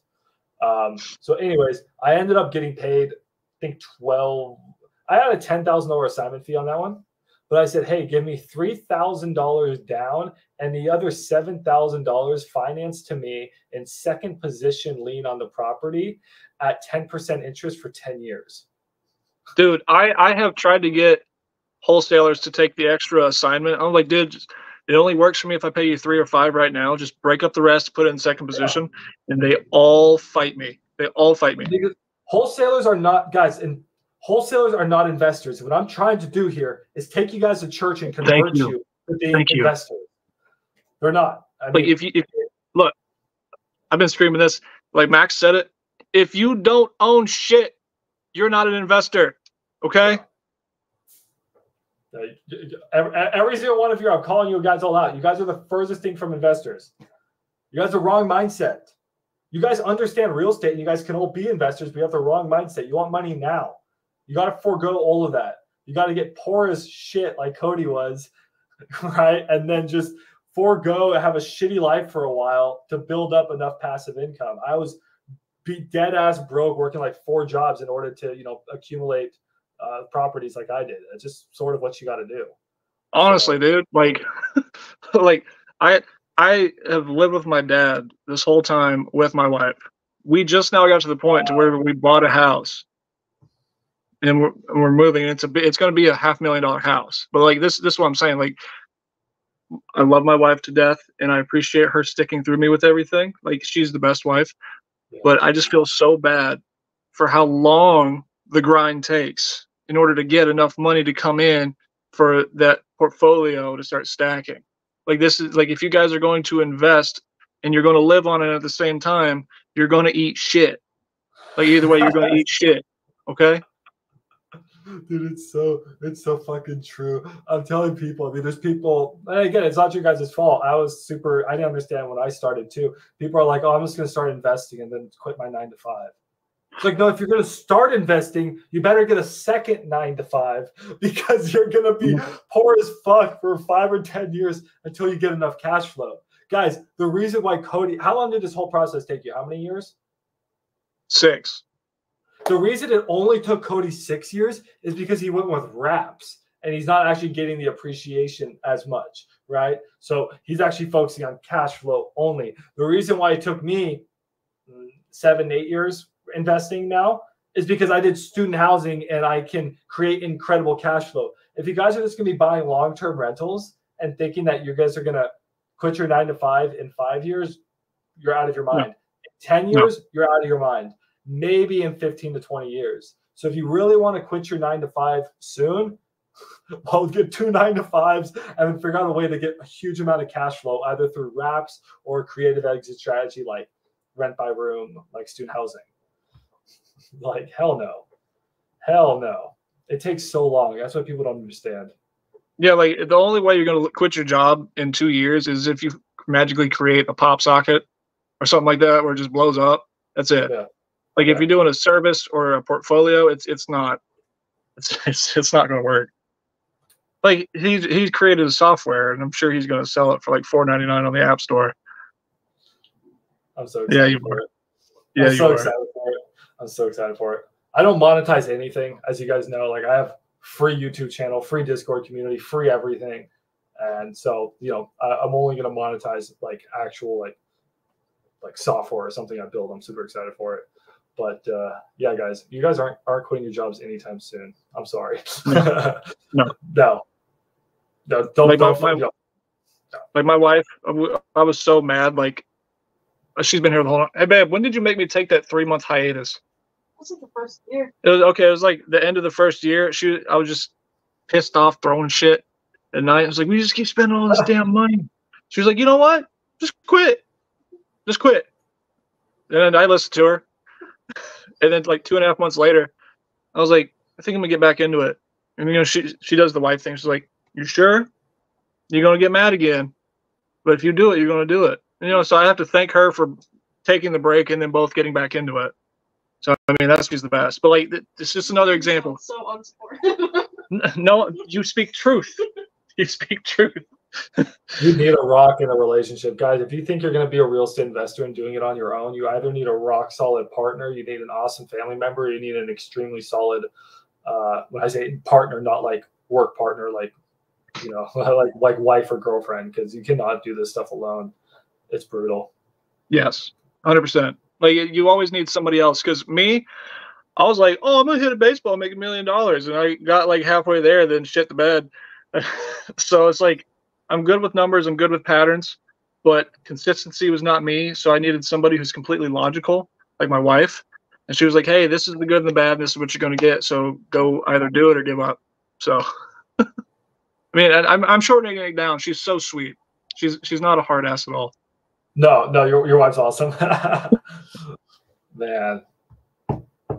Guys, hopefully this is an awesome live stream, a bit of a wake-up call. And, don't fall for the gurus that say, like, you can just start investing now and just like retire. That's not the case. That's why I'm such a big believer in wholesaling and then also investing. So for every wholesale deal that comes across your desk, wholesale it. The next one, wholesale it. The third one, wholesale it. Now you have enough money to buy the fourth one, freaking buy the fourth one, right? If it's a creative deal and it comes across your desk and you've made enough money from wholesaling the other ones to buy it, well, freaking buy it. And then wholesale the next two, and then buy the third, and then wholesale the next one, then buy that next one, and then just start buying, right? So buy the good deals that come across your desk that are creative, and just don't wholesale them. Stop making other people rich. Don't make me and Cody rich. Make yourself rich. You may have made 10 now, but you're gonna have to make the 10 the next month because the way wholesalers work, at least 50% of that's going into your marketing. Like you don't lie to me and say you're not spending half that on marketing because I know how expensive that is. It is. Yeah, that's the problem with wholesaling. It becomes a culture of just endless. It's a rat race. You don't get anywhere unless You're an agent. Select, yeah, so you're an agent. Select few people get somewhere, and that's why it's so important to start investing. And it's also the culture of salespeople. A lot of them, and wholesalers are sales, right? They start drinking. They want to go party with girls. They want to have Rolexes. They want to have nice cars. They want all that shit. When at the end of the day, you don't need any of that. I'd rather just own houses. Yeah. I mean, Yeah, you know, the same way. the shit I hate is like when you're going through the hashtag real estate investor thing, and then like you got those dudes in those like $1,000 suits, like what you were just saying, and like I made 130 this year. It's like, bro, I made that too, and then I also added to my portfolio, which is like one point whatever at this point. I'm pushing 2, you know, this type of thing, and then you roll up in your dirty chucks and yeah, I made 130 and I kept the 130, or I have 130. It came from just passive income because I got rental properties. Yeah. Guys, you don't need any of that shit. It's not going to make you happy. Girls don't think you're cool. But I'm telling you guys, you want the biggest flex. I have a beautiful girlfriend now. I don't need to go out and date. But if you want a biggest flex, go on Tinder and invite a girl back to your house and be like, oh, you're going to your apartment, or you're going to your parents' house. Like, no, I own that house, and I own that house, and I own that house and that house. I own the whole fucking block, right? That's, I mean, don't tell people what you own, but like, that's a flex. You know, you don't need to show that you have a lot of money with a nice car and fancy dinners and all that shit. Just buy real estate. Don't you? Your girls, your guys, if there's girls out here, they just want somebody that they can feel safe with. They have like, they just know that life's gonna be okay if they're with you. That's yeah, I'll tell her to get the fuck out of your car because she asked you what do you own. Yeah, exactly. If someone makes fun of you for having the Air Jordan on an iPhone, fuck those people. Gio, you listening? You iPhone using piece of shit? I could buy an iPhone. I don't want an iPhone. I got my Pac-Man machine and I'm happy. Yeah. Dude, I fucking love this chat now that your mic's working. We're ripping. This is great. We should do this more often. So guys, every Tuesday we're gonna have a master class with an expert, someone like Cody, like himself, on a specific subject, and then just Thursdays is just community day. We all hang out. I get people like Cody in here. I get people like Jeremy, AI Buck. So yeah, Cody, I'm gonna break the news to you. You are no longer a buck. I made you a navigator. Yeah, this is all in the Discord, guys. So join the Discord. So I just have the bucks as like a mentorship. So if you actually start mentoring people and like bringing people in the Discord onto like your community, have a mentorship, sure. But for now, you're just a buck or a navigator. You're just a leader in the community. So you just keep me posted on what you want to do. If you actually want to, because I have Jeremy. So in the Discord, we currently have Jeremy. He has friggin' insane AI software. Dialers, texters, the most crazy shit you can imagine. I'm pumping him with leads, and I have shout out to Donnie, Isaiah, and Shanks. Those 3 guys are currently working with Jeremy, and what they're doing is Jeremy is having like his AI bots call these people, schedule appointments, and then those 3 guys are going to close deals, and then I bring it to my company, the Dispo. So we're giving them an incredible opportunity to like step up their wholesaling career and already leverage like $50,000 of leads and like tens of thousands of dollars of AI systems, and Jeremy's going to be helping them and coaching them. And I'm going to give you guys that same opportunity if you guys want that here in the future too. They just really proved themselves in Discord. But you know, Cody, if you want to set up some sort of mentorship here in the future or program for everybody for Raps or creative, you just keep me posted. Okay. Whatever. Yeah, I'll just get with you directly. Cool. And then if join the Discord. You guys can connect with Jeremy if you guys want to do regular wholesaling. If you guys want to do anything Rap, if this stream has interested you and you want to do like Cody and invest in Raps and stuff, just get with Cody and get in the Discord, guys. Hell yeah, sick. Is there any other questions that we can answer before we jump off? I mean, we've been going for an hour and 30, and I love this. This has been fun. I'm sure somebody has something. They're like, how do I structure this? Sure. Well, you go in, like, hey, I'm going to take over your mortgage, and then you're going to get slapped in the face. Be like, what about my credit? Be like, look, I know more than you. And that's you just gotta walk in with the confidence and your whole spiel. Exactly. Yeah. So as far as I always talk like what my favorite exit strategies are. So yeah, Raps are my favorite. This is something I've mentioned before in the past, guys. So you want to you guys want to take one hack away from this, and you guys have stayed till the end, this is your 10-year hack, and I've said it before, and Cody has heard it. Roughly every 10 years, there's a recession. Real estate prices come down. That's historically what it is. That's not perfect. Sometimes it's 6-8 years. Sometimes it's 12-14 years, right? Right now, we're in a perma bull market because COVID was like a weird flare, whole nightmare. We can get a macroeconomics on a different talk. Anyways, usually about once every 10 years. So year 1, prices are very cheap. Year 10, prices are very expensive. And then it sort of resets, right? That's how the economy works. It goes up over time, but it works in stair-stepping. So what you want to do, guys, if you can time it, guys, don't try timing the market, but you can time it if it's over a long enough horizon. I'm talking 10 years. I'm not saying day trade, right? I'm not a financial advisor, but I think you guys can time a 10-year swing pretty easily. You have to be pretty dumb to not be able to time a 10-year swing. So if properties are in a recession, there's blood on the streets, people are getting foreclosed right and left. It's like a 2008 scenario or like a 2020 COVID scenario. What should you do? I'm going to throw it to you, Cody. I'm going to throw it to the chat. What should you guys do? Buy. All right. Cody fucking got it. You got to buy. Now, how do you buy? How do I buy? I'm going to have them sign their deed over to me and say, I'm going to pay your mortgage off, or I'm going to catch your mortgage up and you're going to walk away. And then I'll just take $80, go to the county courthouse and file that deed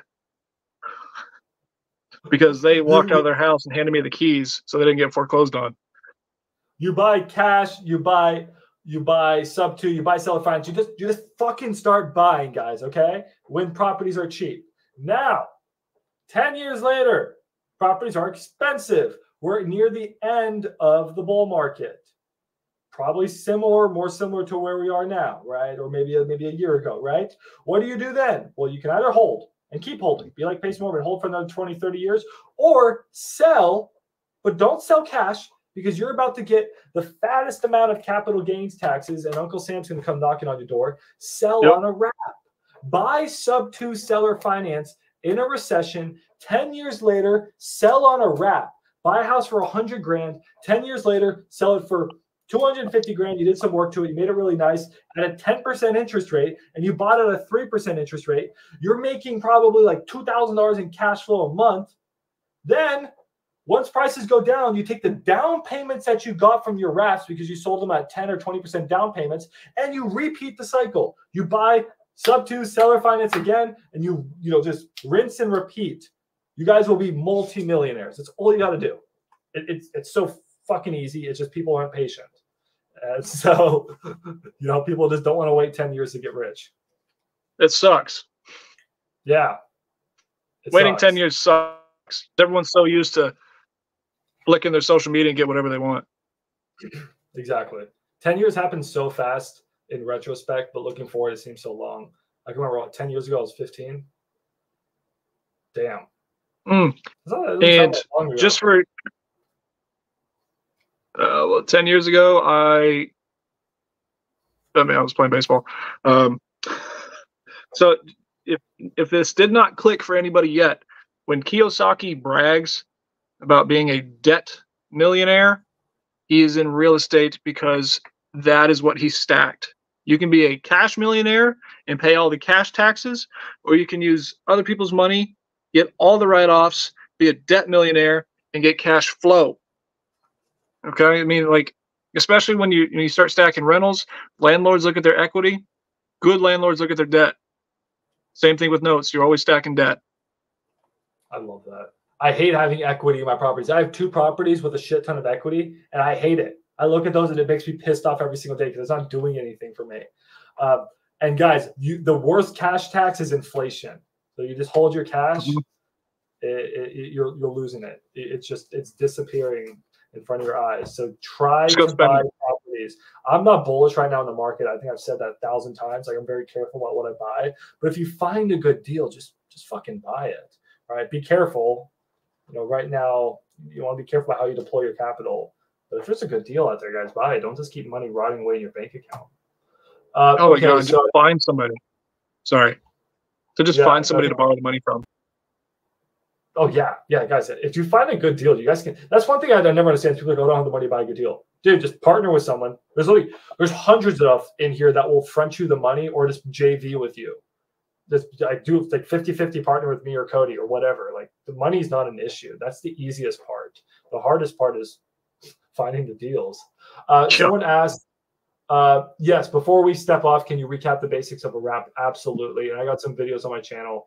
Don't worry, guys. And then we also got a question from Ryan saying, what tools are you using to search for leads and what filters? I'm going to let you hit that one, Cody. And what kind of drop in rental rates are there during a bear market? Dude, what a fucking good question. I'll answer that one afterwards. So you want me to answer the wrap and the lead tools? No, we'll answer wrap before the end, but go ahead and answer this question. Tools am I using searching for leads? I use Facebook.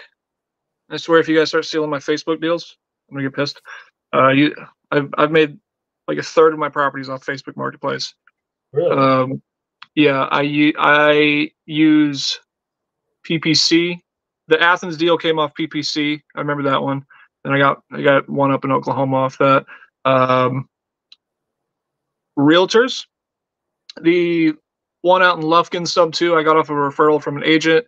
Italy property was MLS. That was an agent. There have been other ones. But I've also had bandit signs. I've had our wholesale deal.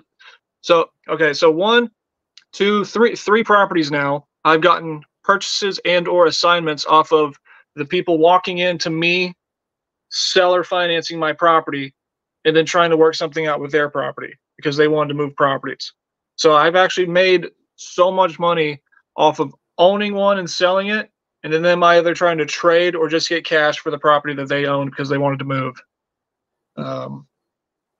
Let's see, and then yeah, Facebook, bandit signs, and just owning my own properties already. It's like a trickle, and then agents. Those are my 4. Everyone typically has 4. And I don't even pay for PPC anymore. I'm gonna probably work on Facebook ads, but I'm just going through my network since I'm an active retail agent in the same time. So I'm like, hey, you have a property won't sell. Let's go through it. I want to do this. And then they're like, oh man, this guy knows his shit. Okay, maybe my seller will take this. Or hey, I've got somebody that's about to go into foreclosure. I'm gonna send you their info. It's just it's I don't know. I am not good at the immediate sale, but I am good at showing people that I know what I'm doing and I can maintain the relationship. So when they see that, they start coming back to me. Couple off the wholesalers. I don't really buy off the wholesalers because I get mad at you guys, Max. Get mad at the assignment fees and the markups on the properties. And but yeah, so my 4 are agent referrals, owning my properties, bandit signs, and Facebook Marketplace. Nice. And then what kind of drop in rental rates are there during a bear market? So home prices fall during a bear market, and so do rental prices usually. They don't fall as much as home prices because usually home prices outrun rental prices during a bull run. So right now, home prices, well, right now it's 50% cheaper to rent than it is to own, at least here in Texas. So that means that during a recession, home prices would come down and rent prices may even continue to go up, or will probably just stall just to catch back up with the rise in home prices. So to answer your question, it depends, as all questions, as most answers do, but they usually slow down, drop a little bit, or stall, but it's also very segmented. The high end is going to come down, I think, a lot. Airbnbs are going to get ripped to shreds. These traveling nurse housing, crash pads, that type of stuff is probably going to get just wrecked. And then your affordable housing is going to be fine, if not just go up, because unfortunately the lower middle class is, if we know anything in history, is they just continue to get fucked. So their prices are just probably going to keep going up. Whereas the rich prices are probably going to come down a little bit because there's going to be less people with discretionary income willing to spend it on stupid shit like high-end rentals. That answers your question, Ryan.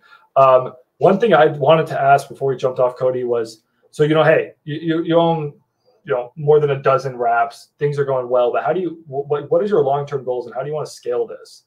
Like, is this, you just want to continue to do this on these cheap properties, and sooner or later you and your wife are just going to retire and you guys are simple, happy lives? Or do you have like huge ambitious goals to like scale this to hundreds of properties and be like Nick the Note guy? What's your goal? Yes, I'm going to keep the notes going. I mean, technically I'm retired right now. My wife and I live off this. It's paying for our house that we're going to move into in a couple months. Nice. But my scaling, I was already on the phone with a couple bank presidents earlier today, since we are moving to the OKC area.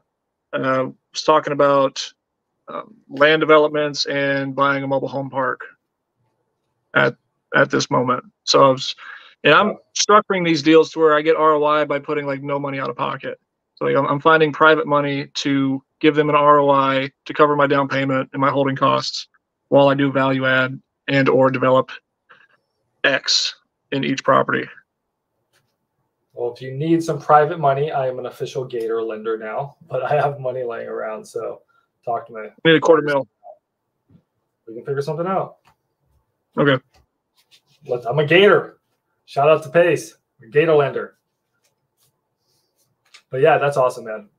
So yeah, guys, if you are a Gator out there and you want to lend to Cody on some of these deals, go for it. We'd love to see it. That's cool. So instead of scaling with more properties, you want to scale to bigger properties, RV parks, things like that. Dude, yeah, I have a badass RV park in Oklahoma. Did I ever send that to you? No, I think you and Tony just kept it because you're greedy. No, dude, we were trying to wholesale it. It's a good deal. You're talking about that one in Cushing? Yeah. No. You don't think that one's a good deal? No, there's not enough room for growth in it. I know Cushing is an oil town. Yeah. That's the one problem with that RV park. You can probably double the size of it, but you can double the size of it. But it's tough. Where you got trees on one side, you got the street on the other, and then it's like 5 acres. You would probably get rid of those the mobile homes, and then just put RV pads. The mobile homes are taking up a lot of room and they don't rent for that much. You probably get rid of those, put the RV pads, and then you can squeeze them in a little bit tighter. Maybe not double, maybe 50%. Dude, it was I love Cushing. Dude, the growth there, the economy there, they're building like $1 billion plant there.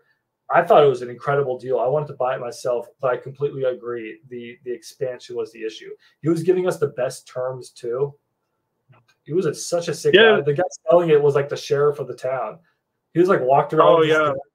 He was just like, I know that person and that person and that person. I fucking love that guy. So, okay, well, we'll find you some RV parks. Buy his. The guy's awesome. I owe him. Drove all the way out to friggin' Cushing. We couldn't wholesale it. Well, awesome. All right, let's wrap it up. You want me to sum up what a wrap is here? Cody, you take it away. Sum up what a wrap is for was it Lewis who asked? Joshua. Okay. You explain it more eloquently. Yeah, but you're the knowledgeable one. So fine, I'll explain it first, and then you can piggyback off of what I missed, and then you can explain it. So, guys, wrap is just a word, right? And all these buzzwords, they have different meanings to different people. But in general, what a wrap is, and it's a disposition strategy. It's a sales strategy. It's not an acquisition strategy. Usually, it's a sales strategy, and it is when you sell a house that has an underlying mortgage, or any property that has an underlying mortgage, and that mortgage could be a bank loan, it could be, a sub-2 property, it could be a seller finance property, usually that has a low rate loan on it, 3, 4, 5%, and then you resell that house, preferably at a higher price, but you take that old loan and you wrap it into a new seller finance loan, and then you're selling that house at usually a higher price and a higher interest rate, and you're creating a second loan on the property. And you, the seller, are taking a second lien position in the property. So that first original loan, that's in first position. And your seller financing is in second position. And you are going to make fat passive income and retire with your amazing wife and move to Oklahoma if you do this correctly. And that's about it. You make passive income and you buy a $500,000 house in Oklahoma. Where in Oklahoma are you moving to, Cody? Norman, down the road from OU. Oh, okay, cool. So I Nice. mean, it's just we got a smoking deal on it. Needs work, but land's cheaper out there, and I'm just some dumb redneck, so I'm gonna end up buying some land anyway. Yeah. How much land did you get? We got 2 acres with this one, but our next goal is to figure out how to get 50 to 100. Very nice. Man, every single day my girlfriend and I look at this house on Zillow in Arkansas that we went out to visit. I want it so bad. I want to buy it so bad. They wouldn't do creative. I don't know. Have I told you about this house, Cody? The one in Hot Springs? Yeah. Maybe. Just tell everybody how much you want it. Dude, guys, Texas is flat. Oklahoma's pretty flat. This house sits up on a mountain, views for hundreds of miles, and behind you is National Park. Just 20,000 acres of National Park, and you can do whatever you want there. That's the dream, but unfortunately, we're building a business here. But I'm happy that you're getting your dream house, Cody. You deserve it. So 6 years, guys. Buckle down, work with Cody, work with me, work with people, buy, sell some wraps, and then you too can retire with passive income. Cody, on the next deal, hit me up for lending, man. I feel like I haven't been included on these. I want to get involved. Okay. There just haven't been any good deals. Like, no good deals in areas I want to work in. I appreciate you. But if you find some in Hot Springs, if you get some in Hot Springs, I want rentals out there. And yes, you can bring us deals. There you go. Yeah, just bring us deals. So guys, on the creative side, I don't personally wholesale those. I'm only going to buy them. Cody doesn't wholesale creative, and I don't recommend that you focus too much on wholesale and creative. But if you do find a good creative deal, I will absolutely buy it. Cody will absolutely buy it. Low rate, maybe low equity. We can figure out the rest. Typically, I think I explained this to you in the office. Typically, if it's low equity, we do, I guess the internet calls it wholesale. I call it a sub 3. It's just the contract goes person to person, and I get all the money. It's like a little triangle. Yeah. That's for another video. That shit was so confusing to me. I'm sure it's confusing to everybody. I have a different idea of what a wholesale is. So I was trying to do a wholesale today, but I have a different definition of wholesale. But what's your buy box? I mean, mine is, I prefer to stay in Texas. Anything creative. I actually prefer seller finance over sub 2 any day, just for liability reasons. But I'll take sub 2, low rates, but preferably actually a value add or already low equity. Like, I don't want to be buying at 110% of ARV. I want to be buying at like 70, 80% of ARV and being able to add value. What about you, Cody? As cheap as possible, as little work as possible. For my finance deals, I'm going to be in the 150 and lower range. But if you have a sub 2 and you want to bring it to me, and then you want to figure out some type of pay split for a more expensive property, I'll definitely help you out on that. But sub 2s are delicate. Max has been pounding that in y'all's heads, and you need to handle it right. And if you're expecting an assignment and an attorney steps in on that stuff, things get tricky. But buy box, cash deals 150 and lower. It's typically secondary markets. I don't want to do any work to it, and I want my sub 2. I'm not my sub 2. I'm sorry. My seller finance criteria. I'm going to need at least 60,000, 50 to 60,000 in what I can finance it for as is compared to what I'm buying it for. Yeah. Oh, and equity, guys. We don't want to overpay for properties too much. Those deals out on Facebook that everyone's sharing, they're always overpaying for properties, and I'm not in that business. I don't want to pay 110% for what's worth, for a property that's worth 100%, even though it has a 2-3% mortgage. Yeah, and my areas are DFW and surrounding Northeast Texas, Ardmore, OKC, and all the way out in Hot Springs, Arkansas, just because I love the town. Max, I love Hot Springs. Yeah, we're both on the same page there. All right, cool. Hey, so they just send us deals in Hot Springs. We have an excuse to move there.